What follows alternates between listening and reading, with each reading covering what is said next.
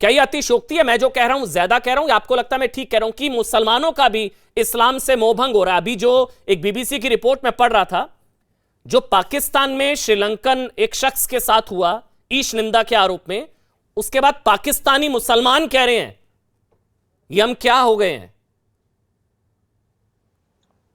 हाँ, ये पाकिस्तान में तो पुरानी बहस है, कोई नई बात नहीं है।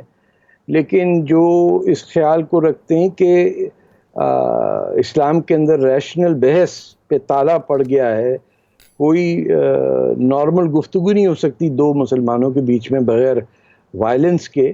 लोगों को पता है, आप देखिए कि वहाँ x Muslims of north America में कम से कम 2-2.5 हज़ार मुसलमान उस ऑर्गेनाइजेशन के मेंबर हैं। इसी तरह बरतानिया में है, और जो नॉर्दर्न अफ्रीकन अल्जीरिया या इस साइड के लोग हैं फ्रेंच स्पीकिंग, उनका अलग ग्रुप है।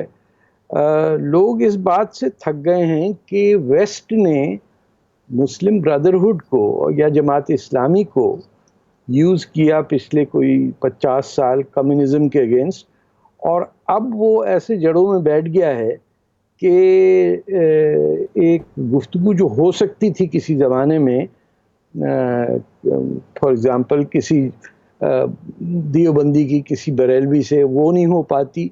शियों को तो खैर हमारे सुन्नी भाई बहन मुसलमान मानते ही नहीं हैं, वो टीवी पे ना कह सकें, बट मेरी शिया बीवी है तो इसलिए मुझे पता है कि वो क्या समझते हैं हमें और हम क्या उनको समझते हैं। So this is nothing new. ये हमारी तारीख का एक हिस्सा है और हमें इसको ओन करना चाहिए। हम तो प्रॉफिट मोहम्मद की डेथ पे 18 घंटे उनकी बॉडी पड़ी रही उस मई की गर्मी में, और मुसलमान बाहर लड़ते रहे। उसके बाद आप देखिए कि ये तो श्रीलंकन को जिस तरह मारा है, आप खालिद बिन वलीद ने जो कत्ल किया था सहाबा का, कि पहले उनके सामने रेप किया उनकी वाइफ को। और मेरे को तारिक फतेह एक चीज आप अगर समझा पाए, जो पीयू की रिपोर्ट है, अभी यहाँ वसीम रिजवी त्यागी जी बने हैं, हम लोग देख रहे हैं कि जो पीयू की रिपोर्ट है जो बता रही है कि 6% मतलब करीबन 1.25 करोड़ भारतीय मुसलमान, 1.25 करोड़ भारतीय मुसलमान उनका इस्लाम से भरोसा उठा है। मैं वजह जानना चाहता हूं, वजह क्या है? क्या मजहबी कट्टरता या कुछ और? मैं वजह जानना चाहता हूं, ऐसा क्यों हो रहा है, मोहभंग क्यों हो रहा है, ये मुझे समझाइए आप। इस्लाम को इस वक्त कौन रिप्रेजेंट करता है आपके शो पे या किसी पे?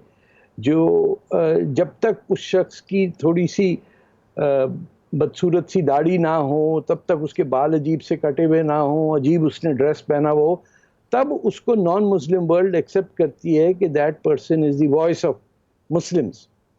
मतलब परवेज हुडबॉय या तारिक अली या सलमान रुश्दी को तो नहीं कहेंगे, या किसी भी ढंग के आदमी को। आप तो अताउर जनलता हैं, उनको नहीं एक्सेप्ट करेंगे कि वो हों। हिंदुस्तान में पहली डिवीज़न तो नहीं है ये मुसलमानों के बीच में। इससे छुटकारा भी नहीं होगा जब तक कि आपके ये जो मदरसे बने हुए हैं बड़े, जिनको इंडिया के स्टेट ने वो अथॉरिटी दी है कि वो डिटरमिन करेंगे कि इस्लाम क्या है, तो भाई फिर 4 शादियां तो होंगी ना। और जो तुम्हारे सीधे हाथ में है उसको भी उठा लो, ये तो कुरान में लिखा हुआ है ना, 1 करो शादी, 2 करो, 3 करो, 4 करो, और जो तुम्हारे सीधे हाथ में है। तो ये हम मिडिवलिज्म से बाहर निकल नहीं पाए हैं। दूसरे मज़ाहिब का ये है कि फॉर एग्जांपल क्रिश्चियनिटी जो करीब इस्लाम के आता है, ये जूडाइज़म, इब्राहिमिक रिलीजन्स हैं, वहाँ पूरी रेफॉर्मेशन हुई है, सिविल वॉर्स हुई हैं। मार्टिन लूथर किंग ने अपने 14 निकात जाके चर्च के ऊपर ठोक के आ गए, और कितना खून दे। लेकिन उससे इवॉल्व हुए, एनलाइटनमेंट पीरियड आया, रेनेसांस आया, लोगों ने खुदा की हस्ती को चैलेंज किया। किसी ने कार्ल मार्क्स को नहीं जाके गला से काट दिया कि तू कह रहा कि है ही। हमारे यहाँ ये है, इसकी पहले थी 9वीं 10वीं सेंचुरी तक बहस होती थी मुतज़िलाइट्स की भी, और यहाँ हिंदुस्तान के मुसलमानों में भी, कि क्या है, कौन है, सूरज डूबता कचरे में जाके या नहीं डूबता है। ठीक है, ये तो पूछ सकते हैं ना।